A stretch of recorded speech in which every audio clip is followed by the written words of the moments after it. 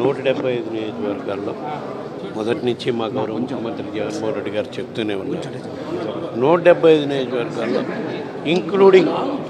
Including Kuppam కూడా మన అభ్యర్థి గెలిచే విధంగా మన అభ్యర్థులపై పూర్తి స్థాయిలో స్టడీ చేసి ఒక నిర్ణయం తీసుకొని అభ్యర్థిని ప్రకటించడం జరుగుతుందని మా గౌరవ ముఖ్యమంత్రి గారు పార్టీ అధ్యక్షులు జగన్మోహన్ రెడ్డి గారు లోగడ చెప్పిన మేరకే నిన్న 175 నియోజకవర్గాల్లో కూడా 25 పార్లమెంట్ నియోజకవర్గాల్లో కూడా అభ్యర్థుల్ని ప్రకటించడం జరిగింది. అఫ్కోర్స్ ఒక పార్లమెంటు స్థానం విషయంలో ఇది కూడా బీసీకే ఇచ్చే కార్యక్రమం చేస్తామని చెప్పడం జరిగింది. కానీ పేరు విషయంలో అవతల పార్టీ వాళ్ళ నిర్ణయం మేరకు మనం మార్పులు చేర్పులు అవసరం ఉంటుందని చెప్పి దానిపై పెండింగ్ పెట్టడం జరిగింది.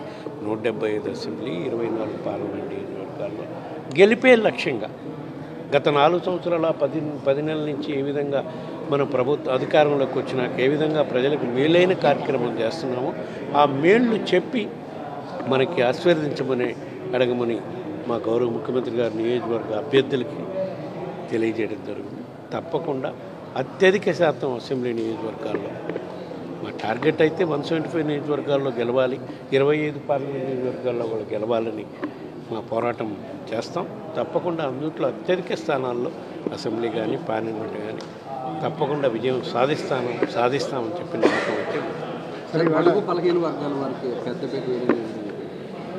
ఎలక్షన్ల కోసమే కాదు, అధికారంలోకి వచ్చిన మొదటి రోజు నుంచి కూడా సామాజిక న్యాయం పాటించడం కోసం దేశంలో ఏ ముఖ్యమంత్రి ఆలోచించిన విధంగా మన గౌరవ ముఖ్యమంత్రి జగన్మోహన్ రెడ్డి గారు ఆలోచన చేసి ఇచ్చిన పదవుల్లో మోర్ దాన్ 50% మహిళలు ఉండేట్టు, మోర్ దాన్ 50% బీసీలు, దళితులు, గిరిజనులు, మైనార్టీలు ఉండేట్టుగా ఏ విధంగా పదవులు నామినేటెడ్ పదవులు కానీ ఎలక్టెడ్ పదవుల్లో కానీ జెడ్పీటీసీ, ఎంపీటీసీ, జిల్లా పరిషత్లు జరిగిన వాటిలో కూడా అత్యధిక శాతం అందులో ఇవ్వటం జరిగింది, మోర్ దాన్ 50%.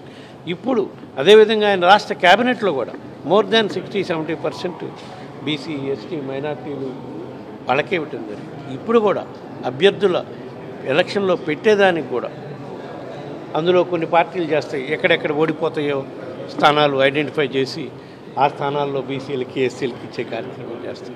అటువంటి దానికి తావు లేకుండా మా గౌరవ ముఖ్యమంత్రి అత్యధిక శాతం బీసీలు, ఎస్సీలు, మైనార్టీలు వాళ్ళకే కేటాయించడం జరిగింది. అది సామాజిక న్యాయం ఏ విధంగా పాటిస్తామనే దానికి నిదర్శనం. అందుకే ఈరోజు రాష్ట్రంలో అత్యధిక శాతం బీసీలు, దళితులు, మైనార్టీలు, గిరిజనులు మా ప్రభుత్వానికి అండగా నిలవటానికి ముందుకు వస్తున్నారని చెప్పి ఈ సందర్భంగా తెలియజేసుకుంటాం. సార్, మనం సిద్ధమైన సింగిల్గా పోతా ఉన్నాం. ఇప్పుడు వాళ్ళు ఎన్డీఏ ఒక మీటింగ్ పెడుతుంది, భాగస్వామ్య పక్షాలని ప్రజాగళం ఎట్లా దానికి ఫస్ట్ నుంచి మనం ఒకటి చెప్పేది ఒకటే, మేము రాష్ట్రంలో ప్రజలకి 175 నియోజకవర్గాల్లో ఉన్న అన్ని వర్గాల ప్రజలకి మేలు చేశాం కాబట్టి మేము వాళ్ళకు ధైర్యంగా వాళ్ళ ముందుకెళ్ళి మా ముఖ్యమంత్రి గారు కానీ, మేము కానీ, మా కార్యకర్తలు కానీ, మా అభ్యర్థులు కానీ వాళ్ళ ముందుకెళ్ళి మీకు ఇన్ని మేలు చేస్తున్న మా ప్రభుత్వానికి మీరు మద్దతు ఇవ్వండి, ఆశీర్వదించండి, మీ అమూల్యమైన ఓటు మాకే ఇవ్వండి, ఏది మీ కుటుంబానికి మా ప్రభుత్వంలో మేలు జరిగింది అని మీరు భావిస్తే ఏంటని చెప్తున్నాం. కాబట్టి అదే మన ధైర్యం. అవతల వాళ్ళు ఎన్ని పార్టీలు కలిసి వచ్చినా మన ధైర్యం అదే. తప్పకుండా ప్రజలు మమ్మల్ని ఆశీర్వదిస్తారని నమ్మకం మాకుంది. సార్, కొన్ని సర్వే వాళ్ళు ఒక్కళ్ళం పోతే మన మీద విజయం సాధించలేమనే కదా ఇన్ని రోజులు ఎంపర్లాడి ఢిల్లీ చుట్టూ తిరిగి ఒకరికి ఇద్దరు తిరిగి ఆఖరికి వాళ్ళు కావాలనుకున్న పొత్తు చేసుకొని వచ్చారు. అయినా పర్లా మనం మొదటి నుంచి చెప్తున్నాం, ఒక్కళ్ళైన రండి, ఇద్దరైన రండి, ముగ్గురైన రండి, నలుగురు గంపకొత్తగా రండి, మన ప్రజలే మనకు అండగా ఉంటారని మన ధైర్యం, మన నమ్మకం, మన భరోసా. ఇప్పటికీ దీనిగా భావించి మేము ముందుకు పోతామని చెప్పి సందర్భంగా ఎంపీ స్థానానికి నిర్ణయం తీసుకున్నారు సార్. తీసుకుంటే ప్రకటించారు వాళ్ళు కదా స్వామి, ప్రకటించలేదంటే ఇంకా నిర్ణయం తీసుకుంది. అదే బీసీలకి అని చెప్పడం జరిగింది. అవును సార్. ఆ బీసీ అభ్యర్థి ఎవరనేది 1-2 రోజుల్లో నిర్ణయం తీసుకోవడం జరిగింది. సార్, కొన్ని సర్వేలో టీడీపీ భాగస్వామ్యానికి మెజారిటీ సీట్లు వస్తాయని కొన్ని సర్వేలు చెప్తూ ఉన్నాయి సార్. ఎలా చూస్తారు అది? ఏ సర్వేలు అనుకుంటున్నారు అవన్నీ కూడా? సర్వేలకు అన్నిటికీ కూడా ప్రాతిపదిక ఏముండదమ్మా. ఏదన్నా నేషనల్ లెవెల్లో రెప్యూటెడ్ ఏజెన్సీలు సర్వే చేస్తే దాని మీద మనం కామెంట్ చేసుకోవాలి. నువ్వైనా సర్వే చేయించుకొని దీంట్లో పెట్టవచ్చు, నేనైనా సర్వే చేయించుకోవాలి.